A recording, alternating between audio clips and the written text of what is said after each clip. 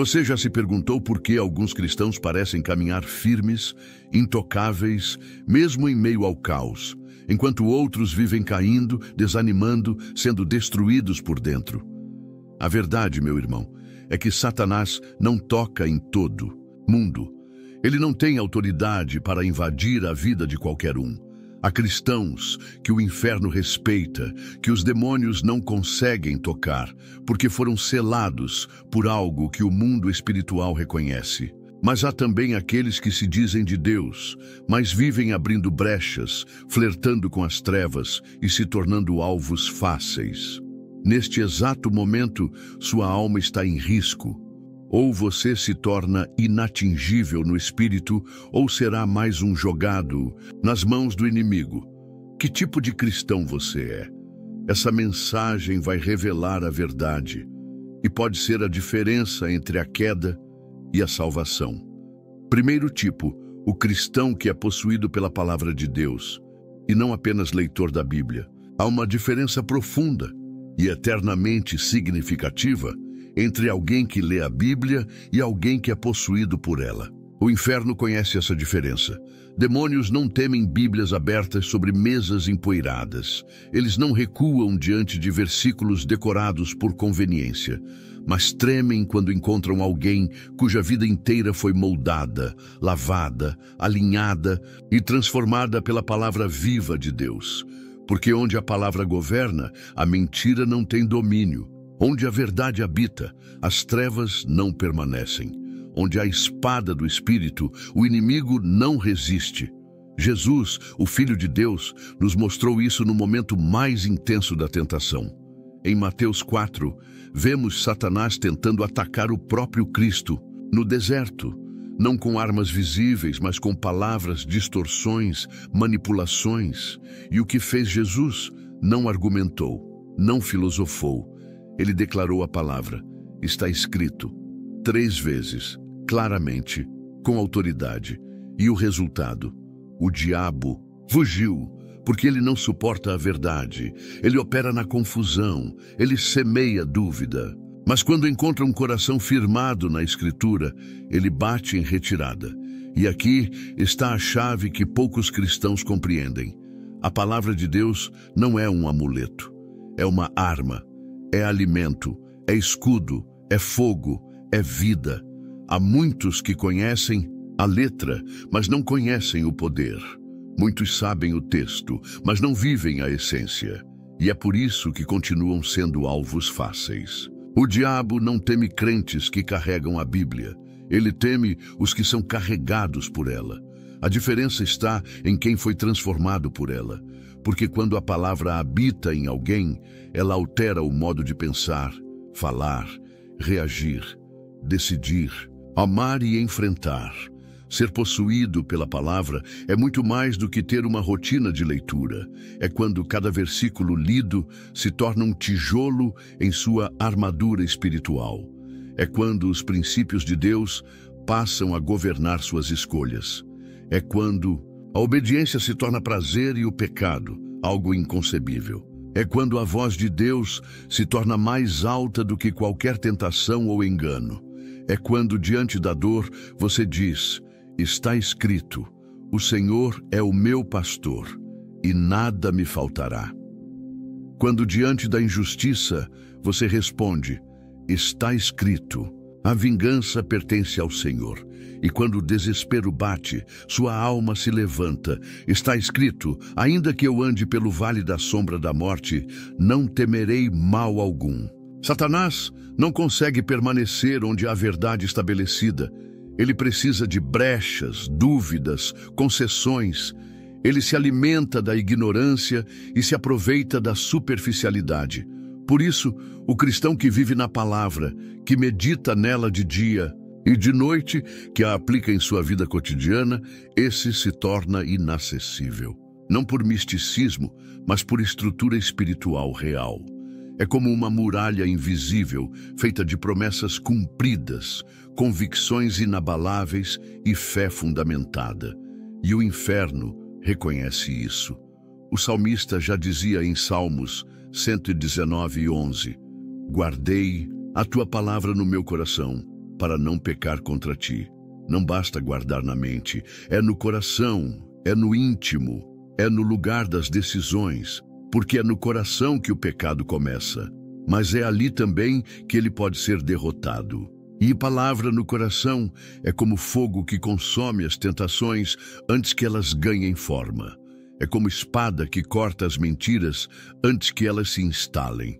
É como luz que revela os caminhos do inimigo antes que ele se aproxime. E quando falamos de ser possuído pela palavra, falamos também de viver em constante transformação. Hebreus 4:12 afirma que a palavra de Deus é viva, eficaz, mais cortante que qualquer espada de 2 gumes, e penetra até a divisão da alma e do espírito. Ela revela intenções, confronta, corrige.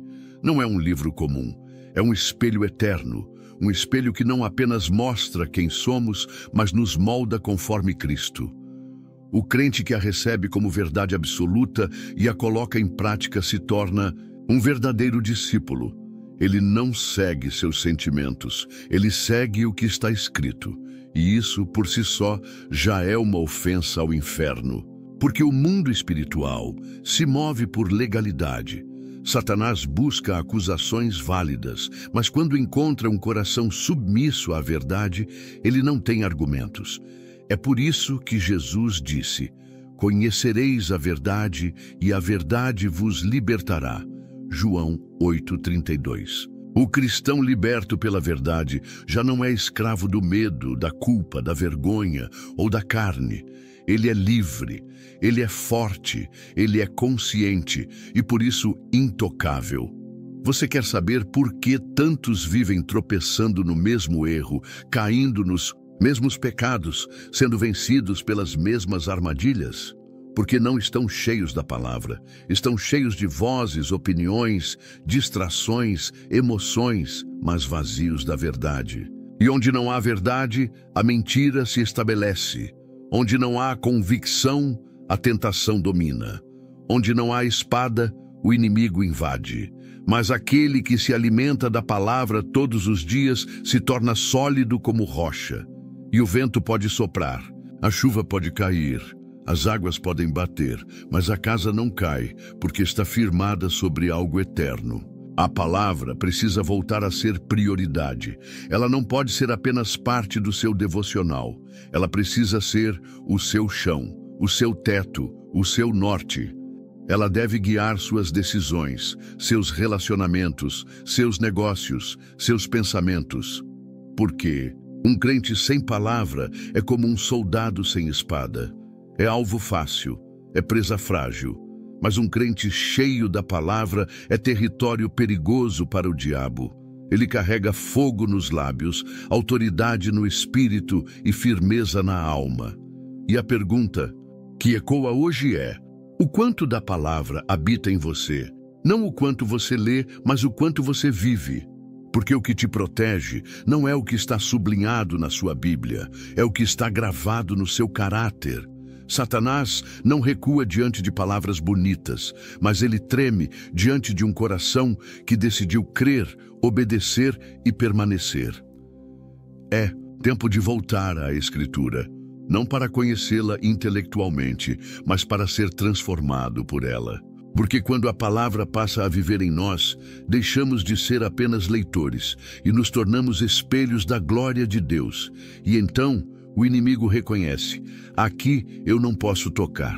Segundo tipo, o cristão que vive em santidade secreta e não em aparência religiosa. A grande tragédia da nossa geração é confundir reputação com santidade. Enquanto a reputação é o que os homens veem, a santidade verdadeira é aquilo que Deus conhece no secreto. E é ali, longe dos holofotes, onde ninguém aplaude, onde ninguém observa, que se constrói a fortaleza que impede o avanço do inimigo. É nesse lugar escondido da alma, onde decisões são tomadas quando ninguém está olhando, que a verdadeira proteção espiritual é forjada. Porque o diabo não respeita imagem, posição ou discurso bonito. Ele reconhece integridade. Ele sente o cheiro da santidade. Ele enxerga quem vive de forma alinhada com o céu. Jó é o retrato vivo dessa realidade. Um homem comum que viveu entre nós, mas que possuía algo raro, um caráter irrepreensível diante de Deus. Em Jó 1:8, o próprio Senhor declara ao adversário: observaste o meu servo Jó? Porque ninguém há na terra semelhante a ele, homem íntegro e reto, temente a Deus e que se desvia do mal. E é logo em seguida que Satanás responde com uma frase reveladora: porventura tem Jó motivo para temer a Deus? Acaso não o cercaste com uma cerca ao redor dele, a sua casa e a tudo quanto tem? Aqui está o mistério revelado. Existe uma cerca espiritual que Deus levanta ao redor de quem vive em santidade secreta, e nem o diabo pode atravessá-la. Essa proteção não é fruto de palavras religiosas, mas de uma vida rendida. Jó não precisava exibir espiritualidade para os outros, porque o céu já havia dado testemunho sobre ele. E é esse tipo de crente que o inferno não consegue derrubar. Porque enquanto muitos estão preocupados com aparência, com status, com reconhecimento, com prestígio, os que vivem em santidade no íntimo estão sendo blindados pelo próprio Deus. Eles não precisam provar nada, eles apenas vivem com integridade, com temor, com coerência entre o que dizem e o que fazem.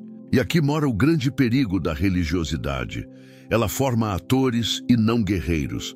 Forma gente que sabe impressionar no público, mas que cai no privado. Gente que sabe orar alto na congregação, mas vive negociando com o pecado no segredo. Gente que canta bem, prega bonito, mas quando ninguém está olhando, se entrega àquilo que desagrada ao Espírito Santo. E o resultado é devastador.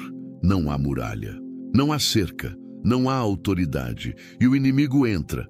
Santidade não é uma máscara. É uma escolha diária, e essa escolha é feita no escuro, no silêncio, quando ninguém está aplaudindo.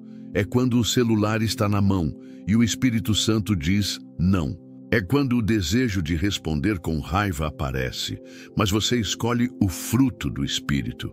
É quando ninguém veria, ninguém saberia, mas você decide obedecer mesmo assim. Isso é santidade secreta. É vida no altar. E é esse tipo de vida que provoca o reconhecimento do céu e o temor do inferno. Há uma geração hoje que sabe construir imagem, mas não sabe manter comunhão. Sabe fazer marketing, mas não sabe calar-se em reverência diante de Deus. Sabe se posicionar nas redes sociais, mas não sabe se dobrar diante do trono. E é por isso que vivem vulneráveis. Não há cerca, não há autoridade. Porque santidade não se publica, se vive.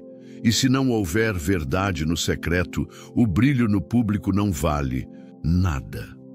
O inimigo não respeita quem impressiona multidões, ele teme quem agrada a Deus. A santidade de Jó não nasceu de rituais vazios. Ela era fruto de uma decisão de vida. Ele temia a Deus e se desviava do mal. Não apenas resistia ao pecado, ele o evitava. Ele não negociava, ele não flertava com a tentação, ele fugia. Isso é o que falta em muitos, o desvio. Porque hoje há quem ore, mas não fuja do mal. Há quem jejue, mas mantenha alianças com aquilo que corrompe. E não há poder onde há contradição. Quando vivemos com o coração puro diante de Deus, mesmo que tudo desmorone ao nosso redor, há uma segurança espiritual que nos sustenta. Jó perdeu tudo, bens, filhos, saúde, mas não perdeu sua posição diante de Deus. E isso foi suficiente. Mesmo no pó e na cinza, ele manteve sua integridade, porque ela não dependia de circunstâncias. Era uma escolha de alma, era aliança com o céu. E Satanás, mesmo com toda a sua fúria, não conseguiu corromper o que havia dentro dele. O desafio, hoje é claro, você vive santidade de verdade ou uma performance espiritual? O que você faz quando ninguém vê? Quais decisões você toma quando está sozinho? A vida secreta de um homem é o que define sua verdadeira força espiritual. porque é ali que Deus sonda, é ali que o inimigo tenta entrar, é ali que se forma a cerca ou a brecha.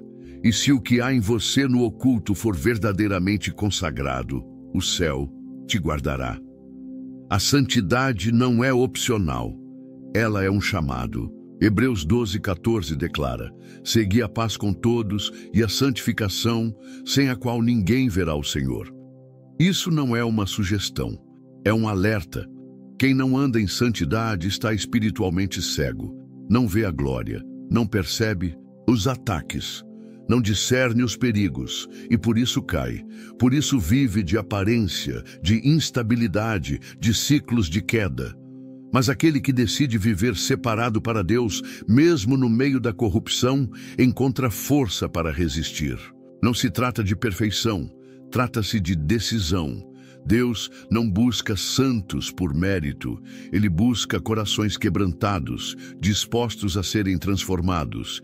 E quando essa decisão é tomada, algo acontece no mundo espiritual. Deus levanta muros, o céu se alinha, o inimigo perde acesso. Porque santidade é o ambiente onde Deus habita. E onde Deus está, o mal não permanece. Se você deseja ser intocável, não busque visibilidade, busque pureza. Não deseje aplausos, deseje aprovação divina. Não corra atrás de títulos, corra para o altar. Porque é na entrega, no quebrantamento, na escolha diária pelo que é santo, que a proteção espiritual é estabelecida. E quando isso acontece, o próprio Deus diz ao inimigo: você viu o meu servo? E nesse momento você se torna inatingível. Não porque é forte, mas porque decidiu viver diante do santo. E Satanás reconhece essa marca. Terceiro tipo: o cristão que ora com autoridade. E não por obrigação religiosa, há orações que Deus ouve e há orações que o inferno teme. E estas últimas não nascem de lábios apressados ou de corações mornos, mas de almas rendidas, conscientes de sua posição espiritual e da autoridade que carregam em Cristo. O diabo não teme palavras repetidas, longas repetições ou frases bonitas. Ele treme diante de um crente que dobra os joelhos com fé viva, boca sincera e espírito inflamado pelo fogo do altar. Esse tipo de oração não apenas toca os céus, ela fere o reino das trevas e abre caminho para o agir de Deus. A oração verdadeira é mais do que dever, é arma de guerra. É na oração que batalhas invisíveis são vencidas, muralhas caem, correntes são quebradas, doenças recuam, e portas se abrem e espíritos malignos são expulsos.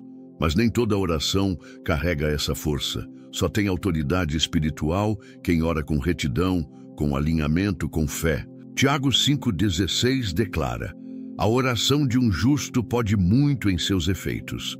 Não é a oração de qualquer um, mas a de quem anda em comunhão com o Altíssimo. Elias, em sua humanidade, nos mostra o que um homem comum pode fazer quando está conectado com Deus. A Bíblia diz que ele era sujeito às mesmas paixões que nós, ou seja, sentia medo, cansaço, angústia. Mas quando ele orou, o céu se fechou por 3 anos e meio. E quando ele orou novamente, a chuva voltou. Ele não tinha exército, não tinha posição política, mas tinha joelhos dobrados, coração quebrantado e espírito alinhado com o trono. Um homem só em oração parou um país. E isso basta para nos fazer perguntar: que tipo de oração temos feito? Orar por costume é inofensivo ao inferno. Orar com pressa, como quem recita um dever, não move nada. Mas quando a oração vem de um espírito que conhece a autoridade de Cristo, que ora com base na palavra, com fé firme e vida consagrada, o reino das trevas treme. Há cristãos que, quando começam a orar, os céus se abrem, os anjos se posicionam e os demônios recuam. Porque não se trata de quem eles são por fora, mas de quem eles são no espírito.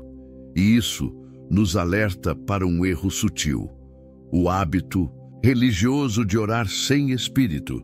Muitos fazem da oração uma formalidade, uma obrigação.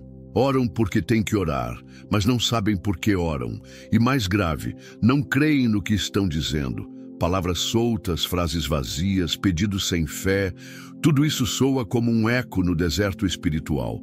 Mas aquele que ora com autoridade, ora com convicção. Ele sabe quem está ouvindo e sabe também quem está resistindo. Ele ora como quem entra numa guerra, não como quem cumpre um protocolo. Ele sabe que está pisando em campo de batalha espiritual. Em 1 Reis 18, vemos Elias enfrentando os profetas de Baal. Enquanto eles gritavam, se cortavam e invocavam seus deuses falsos, Elias, em um único clamor, com confiança e reverência, chamou o fogo do céu, e o fogo veio. O que diferenciava Elias não era seu talento, mas sua intimidade com Deus. Ele não gritava para ser ouvido. Ele clamava com autoridade, porque já vivia em obediência.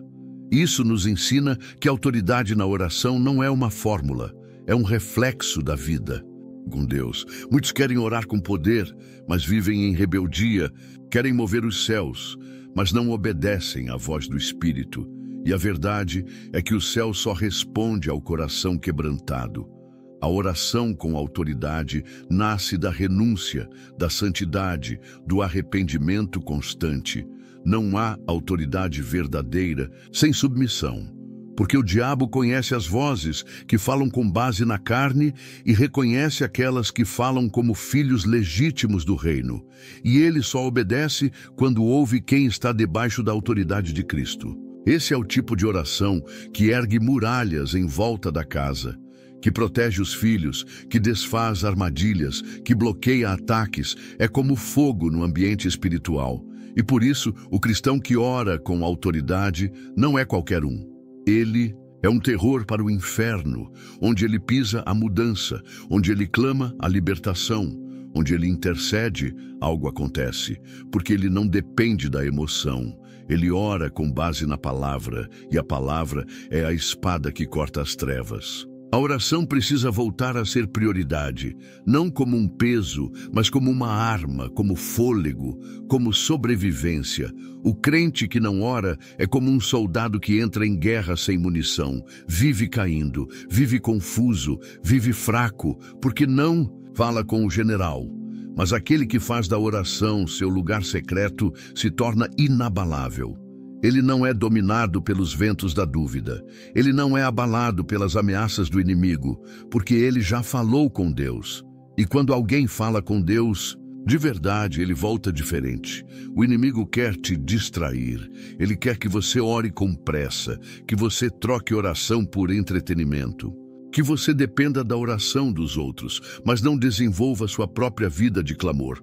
Porque ele sabe, um cristão que ora com autoridade é incontrolável para as trevas. Ele sabe que quando você fechar a porta do quarto e se ajoelhar, com fé, muralhas vão cair, correntes vão romper e a voz de Deus vai se manifestar. A pergunta que ecoa é: você ora com autoridade ou apenas por costume? Suas orações têm provocado movimento espiritual ou são apenas ruído no céu? Porque oração sem fé é barulho, mas oração com fé é impacto. E oração com fé plaz obediência, às autoridade. E a autoridade verdadeira não se explica, ela se manifesta, ela muda atmosferas, ela quebra cadeias, ela silencia o inimigo. E talvez seja por isso que Satanás faz de tudo para te manter longe da oração. Porque ele sabe que no dia em que você entender o poder que há em falar com Deus de verdade, a sua vida nunca mais será a mesma. Ele sabe que um joelho dobrado com sinceridade derrota mais do que 1000 palavras ditas em público. E é por isso que o Espírito Santo te chama. Volte a orar. Não com medo, mas com fé. Não com culpa, mas com ousadia. Não com religiosidade, mas com autoridade, porque o céu está ouvindo e o inferno está prestando atenção. Quarto tipo, o cristão que rompe com as trevas e não mantém alianças ocultas. Não há meio termo entre a luz e as trevas. Ou você está de um lado ou está do outro. Não existe neutralidade no mundo espiritual. Satanás não respeita um crente que ainda guarda áreas ocultas em sua vida. Pequenas concessões, pecados tolerados, alianças secretas que ninguém vê, mas que ele conhece. O cristão que deseja ser intocável precisa entender esta verdade. Com urgência, qualquer acordo com as trevas, por menor que pareça, é uma porta aberta para o inimigo agir. O diabo não precisa de um castelo inteiro, ele entra por uma rachadura. O Evangelho não é uma proposta de convivência com o pecado, é um chamado para a ruptura total. Jesus não morreu na cruz para que vivêssemos com uma aparência de santidade, enquanto mantemos alianças escondidas com aquilo que o ofende. O sangue de Cristo purifica, mas também exige separação. Um cristão que se torna perigoso para o inferno é aquele que decide, de forma radical, cortar qualquer ligação com aquilo que desagrada a Deus. Ananias e Safira são um retrato trágico do perigo de manter pecados escondidos dentro da comunidade de fé. Em Atos 5, eles decidiram vender uma propriedade e, de comum acordo, reter parte do valor enquanto fingiam doar tudo. A mentira estava encoberta, ninguém saberia, mas o Espírito Santo viu. E quando Pedro confronta Ananias, ele diz: "Por que encheu Satanás o teu coração para que mentisses ao Espírito Santo?" A consequência foi imediata: morte, julgamento, exposição. Isso nos mostra que a aliança secreta com a mentira é uma brecha fatal. O diabo não precisa que você negue a fé publicamente, ele só precisa que você esconda algo. Um relacionamento fora da vontade de Deus, um pecado acariciado na mente, um vício tolerado em silêncio, um hábito impuro cultivado no escuro. É nessas áreas secretas que ele se instala. O perigo não está apenas no que se faz, está no que se permite permanecer. E muitos vivem derrotados, sem força espiritual, sem discernimento, porque ainda não romperam com o que os conecta às trevas. Viver na luz é uma decisão diária, é escolher a transparência, a verdade, a pureza. Não significa perfeição, mas disposição de abandonar tudo aquilo que enfraquece o espírito. É por isso que Efésios 5:11 nos adverte: "E não comuniqueis com as obras infrutíferas das trevas, mas antes condenai-as." O cristão que quer ser intocável precisa se posicionar claramente.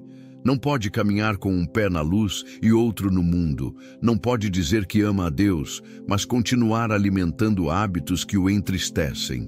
Há filmes, músicas, conversas, ambientes, alianças e relacionamentos que são aberturas diretas para o inimigo. E o Espírito Santo está constantemente nos alertando: sai do meio deles. Mas muitos resistem. Preferem agradar pessoas do que obedecer a Deus. E essa hesitação espiritual é como um convite para o inimigo entrar. Ele entra onde há duplicidade. Ele se alimenta da indecisão. Ele se fortalece no oculto. Por isso, romper com as trevas é mais do que necessário. É vital. Você não precisa anunciar ao mundo cada decisão de renúncia. Mas diante de Deus você precisa ser radical, porque aquilo que você tolera secretamente será o que vai te destruir publicamente. Muitos começam fortes na fé, cheios de fogo e entusiasmo, mas aos poucos voltam a se conectar com antigos hábitos, velhas amizades, práticas que enfraquecem sua alma. E quando percebem, já perderam o fervor, a clareza, a autoridade. Estão dentro da igreja, mas frios. Estão com a Bíblia na mão, mas distantes da verdade. Estão com o nome de cristão, mas sem a vida de Cristo. Romper com as trevas é cortar o acesso. É fechar a porta com firmeza. É dizer não, mesmo quando o coração quer dizer sim. É apagar o número, é sair do grupo, é jogar fora aquilo que contamina. É excluir o conteúdo. é deixar o ambiente, é escolher a vida mesmo que custe tudo, porque não há vitória sem renúncia, não há proteção sem separação, não há autoridade sem santificação. Deus nunca chamou ninguém para ser quase santo. O chamado é para ser luz no meio das trevas, e a luz não negocia com a escuridão. A luz expulsa, revela, denuncia. O cristão que o diabo não toca é aquele que não tem nada em comum com ele. Jesus disse: "Aí vem o príncipe deste mundo e ele nada tem em mim." João 14:30. Nada, nenhuma brecha, nenhuma sombra, nenhuma área em que Satanás pudesse se agarrar. E essa deve ser a nossa meta. Viver de forma que o inimigo não encontre lugar em nós. É hora de fazer uma limpeza espiritual, não apenas externa, mas profunda. Examinar o coração, confrontar a consciência, trazer à luz tudo o que ainda está escondido. E quando isso acontece, a graça de Deus vem com poder. O arrependimento verdadeiro liberta, limpa, restaura. O sangue de Jesus ainda tem poder para apagar toda mancha. Mas a condição é clara: confissão, abandono, ruptura. Você não pode ser amigo de Deus e cúmplice das trevas. E talvez agora o Espírito esteja tocando exatamente nessa área da sua vida que você achava pequena, inofensiva. Talvez seja aquele hábito secreto, aquele pensamento que você alimenta, aquela pessoa com quem você sabe que precisa romper, e a voz de Deus está dizendo: rompa agora, porque o amanhã pode ser tarde. O pecado que hoje é tolerado, amanhã será uma prisão.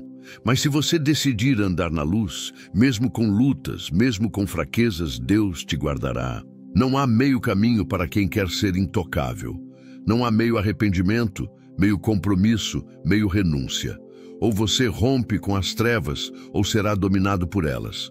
Mas se você decidir ainda hoje colocar tudo diante de Deus, confessar, renunciar, abandonar, então o inimigo perderá o direito que tinha sobre sua mente, suas emoções, sua casa, sua fé. E o céu te levantará com autoridade e paz. Essa é a escolha dos fortes, dos que entenderam que não dá mais para negociar com o pecado. Não dá mais para manter portas entreabertas. É tudo ou nada. É luz ou trevas. É vida ou destruição. E os que rompem com as trevas, mesmo que percam muitas coisas no processo, ganham algo que o mundo não pode oferecer: proteção divina, autoridade espiritual e um coração livre da culpa e da opressão. E diante disso, o diabo recua, porque ele sabe que não pode tocar onde a luz reina sem mistura. Quinto tipo: o cristão que anda em comunhão com o corpo e não vive isolado na fé. Uma das estratégias mais eficazes do inimigo sempre foi o isolamento. Ele sabe que, separado do rebanho, até mesmo a ovelha mais forte se torna vulnerável. Cristãos que se afastam da comunhão enfraquecem espiritualmente sem perceber. É um processo lento, sutil, quase imperceptível a princípio, mas mortal na essência. Primeiro, se afastam do convívio com irmãos, depois evitam exortações, rejeitam correções e, por fim, tornam-se presas fáceis para o engano, a tentação e a opressão. A Bíblia nunca chamou ninguém para viver a fé sozinho. O plano de Deus sempre foi um povo, um corpo, uma família. Cristãos isolados são alvos preferidos de Satanás. Ele os cerca com mentiras, alimenta ressentimentos, semeia desconfiança e os faz pensar que são autossuficientes. Mas o cristão que caminha em comunhão, que se submete, que compartilha, que se deixa edificar, esse é protegido por uma unção que flui do corpo. Não estamos falando de uma simples participação em curso. Estamos falando de uma vida comprometida com os irmãos, enraizada na vida da igreja, conectada com a verdade, com amor e com responsabilidade mútua. Jesus advertiu Pedro de forma direta e reveladora em Lucas 22, 31, 32. Simão, Simão, Eis que Satanás vos pediu para vos peneirar como trigo, mas eu roguei por ti, para que a tua fé não desfaleça. O inimigo queria separar, peneirar, balançar a fé de Pedro. Mas havia alguém intercedendo, e essa é a beleza da comunhão. Quando você está fraco, há alguém de joelhos por você. Quando você vacila, há alguém te levantando. Isso é proteção espiritual, é rede de sustento, é blindagem coletiva. Quem caminha só, escolhe viver sem cobertura. Quem rejeita o corpo, rejeita a força que Deus derramou sobre a igreja. Não é possível ser um cristão intocável, vivendo em independência espiritual. O orgulho de caminhar sozinho, de não prestar contas, de não se submeter, é um dos maiores perigos da vida cristã. Deus colocou o crente dentro de um corpo com propósito, porque há cura na comunhão, há sabedoria na correção e há refúgio no amor mútuo. O diabo trabalha para destruir relacionamentos dentro da igreja. Ele semeia fofocas, comparações, ciúmes, ofensas não resolvidas, julgamentos, porque ele sabe que, divididos, perdemos força. Um exército desunido perde a guerra antes mesmo de lutar. Por isso, proteger a comunhão é proteger a si mesmo. O cristão que ama os irmãos, que perdoa, que serve, que se deixa pastorear, está guardado. Ele está debaixo de um princípio espiritual de proteção coletiva. É na comunhão que somos confrontados e moldados. O ferro afia o ferro. E embora isso doa às vezes, é necessário, porque ninguém vê o próprio ponto cego. Precisamos de irmãos que nos digam a verdade, que nos alertem quando estamos desviando, que nos puxem de volta para a luz quando começamos a escurecer por dentro. A exortação, quando feita em amor, é vida. E só quem valoriza isso se mantém em pé. Há também uma unção que só é liberada quando estamos juntos. Salmos 133 declara que quão bom e quão suave é que os irmãos vivam em união. Ali o Senhor ordena a bênção e a vida para sempre. Deus ordena a bênção onde há unidade, onde há comunhão sincera. Isso significa que há níveis de graça, de força espiritual e de manifestação divina que só experimentamos quando estamos em comunhão verdadeira com o corpo de Cristo. Muitos pensam que, por conhecerem a Bíblia, por orarem sozinhos ou por terem experiências espirituais isoladas, podem desprezar a vida em comunidade. Mas isso é um engano sutil e destrutivo, porque a plenitude do crescimento espiritual só acontece dentro do corpo. Somos membros uns dos outros.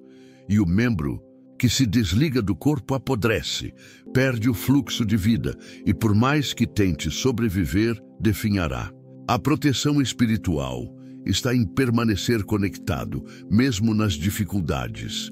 O inimigo tenta convencer que é melhor se afastar do que perdoar, que é mais seguro ficar sozinho do que se relacionar com pessoas imperfeitas, que é mais fácil andar com Deus sem se envolver com a igreja.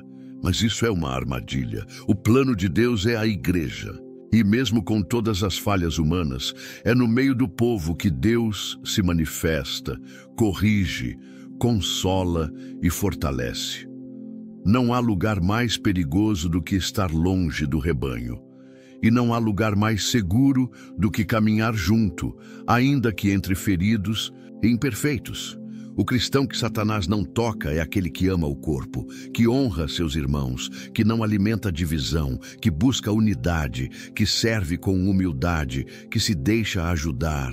Ele está coberto, porque o Espírito Santo age poderosamente na coletividade. Ele derrama dons diferentes, mas que se completam. Ele dá discernimento a uns, sabedoria a outros, fé a muitos, para que juntos sejamos guardados e edificados. A comunhão nos equilibra, nos protege e nos prepara. Se você tem vivido isolado, desconfiado, indiferente ao corpo, essa é a hora de voltar. O isolamento não é segurança, é risco. O afastamento não é liberdade, é exposição. O orgulho espiritual de andar sozinho é o que antecede a queda. E o diabo sabe disso. Ele ataca quando você está distante, enfraquecido, sem apoio. Mas quando você está cercado, coberto, posicionado junto aos irmãos, há uma muralha espiritual ao seu redor. E mesmo quando falhar, porque todos falhamos, haverá alguém para te levantar. Mesmo quando chorar, haverá alguém para te consolar. Mesmo quando duvidar, haverá uma palavra profética que reacende sua fé. Essa é a beleza da comunhão.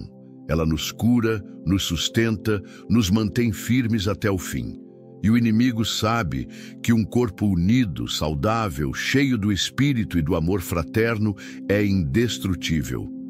Ele pode atacar, mas não pode penetrar. Você não foi chamado para andar sozinho. Foi chamado para ser parte de algo maior, parte do reino, parte da família de Deus. E essa escolha de permanecer ligado, mesmo quando for difícil, é o que te protegerá nas batalhas mais intensas. Porque onde há comunhão, há cobertura. E onde há cobertura, o maligno não toca. Sexto tipo: o cristão que morre para si e vive totalmente para Cristo. Não há lugar mais seguro no mundo espiritual do que estar crucificado com Cristo. Quando um homem decide morrer para si, para seus desejos, para sua glória, para sua própria vontade, ele se torna intocável na alma, porque já não vive mais por este mundo, já não busca agradar a carne, nem se curva aos aplausos dos homens, nem teme a perda, nem se alimenta da vaidade. Ele vive totalmente para Cristo e, por isso, o inimigo não encontra brechas, nem argumentos, nem acesso. Paulo declarou com autoridade em Gálatas 2:20: fui crucificado com Cristo. Assim, já não sou eu quem vive, mas Cristo vive em mim. Esse é o ápice da maturidade espiritual. Um homem crucificado não responde aos insultos, não defende o ego, não negocia seus valores, porque ele está morto e sua vida agora é escondida com Cristo em Deus. E Satanás não toca onde Cristo reina com exclusividade. O problema é que muitos querem a proteção de Deus sem a rendição total. Querem ser blindados do inferno, mas ainda alimentam o orgulho, o controle, o desejo de domínio, o apego a si mesmos. Mas o diabo sabe, enquanto houver carne viva, ele tem onde ferir. Enquanto houver vaidade, ele tem como manipular. Enquanto houver ambição pessoal, ele tem como negociar. Por isso, o verdadeiro cristão que o inimigo não consegue tocar é aquele que decidiu morrer. Pedro morreu para si no momento em que, após negar o Mestre, se arrependeu com lágrimas e nunca mais voltou atrás. Ele não viveu para agradar a si mesmo. Enfrentou prisões, zombarias e finalmente a cruz, mas com a certeza de que já estava crucificado por dentro. Estevão foi apedrejado, mas sua alma estava tão firmada em Cristo que, enquanto caíam pedras sobre sua cabeça, ele via os céus abertos, homens mortos para si, vivos para Deus. O crente que morre para si não é controlado pelas circunstâncias. Ele pode perder tudo e ainda assim manter a fé. Pode ser perseguido, injustiçado, ignorado e mesmo assim continuar firme, porque sua fonte não está neste mundo. Seu valor não vem das pessoas. Sua estabilidade não depende das estações. Ele não é movido por emoções. É sustentado pela eternidade. E isso o torna inatingível no espírito. Satanás não consegue controlar quem já renunciou ao controle. Ele manipula os que vivem para si, os que se ofendem facilmente, os que ainda lutam por reconhecimento, os que servem a Deus esperando retorno. Mas quem vive somente para a glória de Cristo é livre. Não se desespera com perdas, nem se exalta com ganhos, porque tudo já foi entregue no altar, e o altar é o lugar onde o ego morre. Muitos vivem vulneráveis não por falta de oração, nem por ausência de conhecimento bíblico, mas porque ainda não se renderam totalmente, ainda guardam áreas reservadas, ainda querem manter o governo da própria vida e, por isso, vivem em conflito. Querem a bênção de Deus sem a cruz de Cristo. Querem autoridade espiritual sem morte do eu. Mas não há coroa sem cruz. Não há glória sem renúncia. Não há vitória sem entrega. O Espírito Santo está buscando pessoas que digam: Senhor, eu não quero mais viver por mim mesmo. Apaga os meus planos se for preciso. Quebra meus projetos. Alinha meu coração ao teu. Que não seja mais sobre mim, mas totalmente sobre ti. Essa oração é perigosa para a carne, mas é um golpe fatal contra as trevas, porque naquele instante a alma entra em um território onde o inimigo já não pode pisar. Não é um caminho fácil, é estreito. Exige negar a si mesmo, tomar a cruz e seguir Jesus todos os dias. Exige perder para ganhar, calar para vencer, abaixar para ser levantado por Deus. Mas é o único caminho onde a paz não depende das circunstâncias, onde a vitória não é medida por resultados e onde o inimigo não tem mais poder. Porque a autoridade vem da cruz. E quem se une a Cristo na cruz, reina com ele na vida. O mundo espiritual reconhece quem já morreu. O inferno sabe que não vale a pena atacar um homem que já não se move por orgulho, por vaidade, por necessidade de controle. Porque esse homem não se abala. Ele se entrega, ele permanece, ele adora mesmo na dor, ele louva mesmo na perda. Ele ama mesmo sendo ferido, porque não vive mais para si, vive para Cristo. E isso é a essência da verdadeira blindagem espiritual. Hoje, o Espírito te chama para esse lugar, lugar onde você deixa de tentar ser o centro, onde você para de resistir ao quebrantamento, onde você larga as armas do ego e se entrega por inteiro. Porque só quando morremos para nós mesmos é que podemos viver plenamente para Deus, e só então nos tornamos inatingíveis na alma. E a pergunta que precisa ser feita com seriedade é esta: você está entre os que o diabo não pode tocar? Ou sua vida ainda é cheia de distrações, disputas internas, vaidade e autopreservação? Você já morreu para o mundo? Ou ainda luta por um lugar nele? Porque o reino de Deus não é lugar para os que vivem para si. É lugar para os que foram crucificados com Cristo. Paulo enfrentou açoites, prisões, fome, frio, abandono, calúnias, naufrágios, mas nunca se desviou, porque já havia morrido. Sua vida não lhe pertencia mais. Sua alma não era mais dele. E é isso que nos dá força para resistir em tempos difíceis. Não é motivação, é morte do eu. É viver o que Jesus viveu. Pai, seja feita a tua vontade e não a minha. Chega um momento em que você precisa parar de tentar controlar tudo e simplesmente entregar. Abrir mão, renunciar, dizer: eu morri, agora Cristo vive em mim. E quando essa entrega acontece, você se torna inabalável. Porque o inimigo pode tocar em muitas coisas, mas ele nunca pode tocar em uma alma que já pertence totalmente a Cristo. Se você deseja viver uma fé verdadeira, blindada, cheia de autoridade, então morra para este mundo. Morra para as expectativas humanas. Morra para os aplausos. Morra para os medos. Morra para si mesmo e viva para Jesus.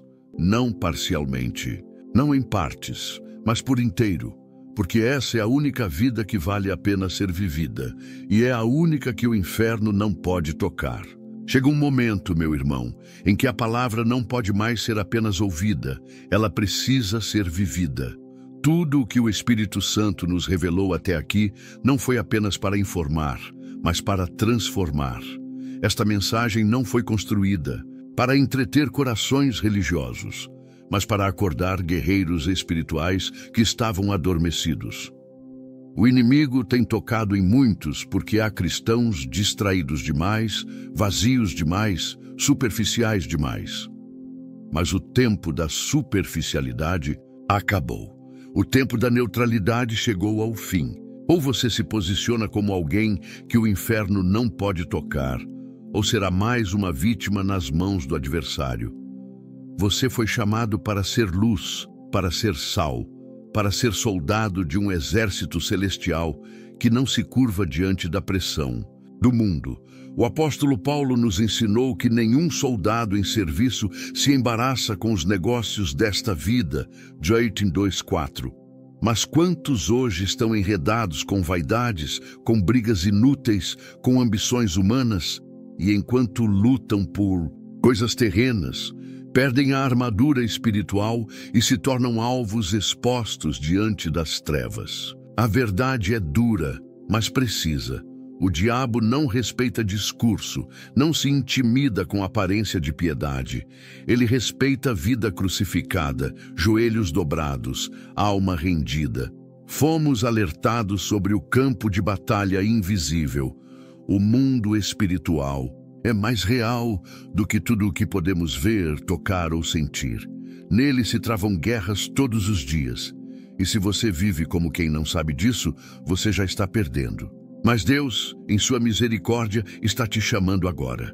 Está dizendo, reaja, vista a armadura, feche as brechas, torne-se inatingível. E isso começa com a palavra. Não apenas lida, mas absorvida, digerida, transformada em carne na sua vida. Aquele que é possuído pelas Escrituras se torna uma ameaça viva ao inferno. Depois, o Senhor nos mostrou que a santidade secreta é um escudo que o inimigo não pode atravessar. Jó não era apenas íntegro diante dos homens. Ele era irrepreensível diante de Deus. Havia uma cerca ao seu redor, não por magia, mas por integridade. O que protege não é a eloquência, mas a pureza. Não é o quanto falamos sobre Deus, mas o quanto vivemos para Ele quando ninguém está olhando. Santidade no secreto é o esconderijo do Altíssimo. É ali que a alma se torna inviolável. Fomos confrontados também sobre a oração. Não a oração automática, religiosa, mas aquela que carrega autoridade. Elias não era especial por ser diferente de nós. Ele era sujeito às mesmas paixões. Mas quando orava, os céus obedeciam, porque ele orava com o coração limpo, com fé viva, com propósito eterno. E você? Suas orações mudam ambientes ou apenas ocupam tempo? Você clama como quem sabe quem está ouvindo, ou fala como quem não acredita que algo vai acontecer? Porque o cristão que ora com autoridade não precisa de palco. Ele move o céu no silêncio do seu quarto. E então, a palavra nos levou a uma das verdades mais sérias. O cristão que rompe com as trevas é aquele que vive em liberdade real. Não há como viver protegido enquanto se alimenta do que contamina. Não se pode querer a unção de Deus e manter aliança com o pecado. Ananias e Safira tentaram viver com um pé na luz e outro nas sombras. E morreram. Não brinque com as coisas santas. Renuncie o que te prende. Corte laços que te empurram para o abismo. O pecado tolerado hoje será a opressão de amanhã. E a proteção não é apenas pessoal, ela também é coletiva. O crente que caminha isolado está vulnerável, mas o que permanece em comunhão, em submissão, em perdão, está coberto por uma unção que flui do corpo de Cristo. Pedro quase foi peneirado por Satanás, mas havia alguém intercedendo por ele. E hoje, talvez você só esteja de pé porque alguém orou por você. Valorize isso, honre a igreja, abrace os irmãos. Não se permita cair na armadilha do isolamento, porque na comunhão há vida, a cura, a proteção. E então, como ápice, o Senhor nos levou à cruz, ao ponto onde tudo se resume: morrer para si mesmo e viver totalmente para Cristo. Não há cristão mais blindado do que aquele que já morreu para este mundo. Ele não se ofende, não negocia a verdade, não teme o futuro, porque tudo já está entregue. E onde há entrega, há paz. onde há rendição à autoridade.